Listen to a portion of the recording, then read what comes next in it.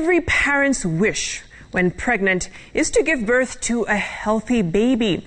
For Lydia, Anyango and Habel, Mwangi, the journey of bringing up their second-born baby has been accompanied by anxiety and agony after he was diagnosed with a rare syndrome. Well, he's supposed to go to India for a liver transplant, but the cost is too high for the family. Take a look. A bundle of joy was all that Lydia, Anyango and Habel Mwangi prayed for. 2 miscarriages and 1 stillbirth weighed heavy in their hearts, but the dream of becoming parents was never dimmed. Last year, their dream came true and a bouncing baby boy named Baraka, which means blessings, was born. But a few weeks after being discharged from the hospital, Baraka's mother noticed something unusual. Naona macho zake haziko kawaida. Nikaambia daktari, akaniambia niende tu nimwoteshe mtoto jua. Tukaendelea kuota jua na pupi inaendelea tu kuchange. Sasa ikafika time ilikuwa inakaa kama hii wall. Ilikuwa inakaa sasa white, sometimes inatoka white, sometimes inatoka grey. This was the beginning of a long and arduous journey for baby Baraka.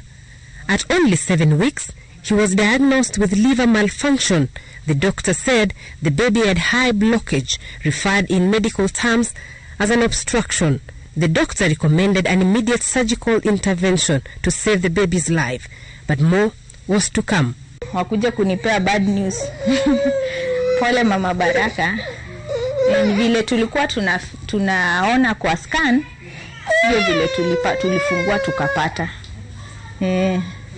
So he had a blockage. Baby Baraka was later diagnosed with Alagille syndrome, a genetic disorder that affects the liver, heart, and other parts of the body. Alagille syndrome is a condition that someone is born with that affects the bile ducts of the liver. So the bile ducts are the small vessels that help you to excrete bile from the liver out into the small intestine. And in Alagille syndrome, those ducts are very few. According to Dr. Washeke Kombe, the disease can cause liver failure, which may call for a transplant, but mild conditions can be controlled by medication. The severity often manifests in the symptoms. The jaundice, the yellowness in the eyes. So if you start seeing the yellowness, it suggests that. You start seeing maybe problems with producing of proteins in the body, so general swelling of the limbs, the lower limbs, or even in the face. And then you start seeing the baby scratching. Babies with allergies get very bad itch. It's called pruritus. So actually a lot of them go for transplant because the scratching is just too much. From the Kenyatta National Hospital, the family was referred to India for further medical attention, where baby Baraka will undergo liver transplant, with a potential donor being the mother, Lydia Anyango. It would really help if we had some of these services offered locally, like the transplant services. That is something we need to look into starting. No, kidney transplant is now available locally, but liver transplant not yet. The coronavirus pandemic left Mwangi as the sole breadwinner of his family after Lydia lost her job. Baby Baraka's surgery is estimated to cost Kenya shillings 5 million, a price too high for the family to raise.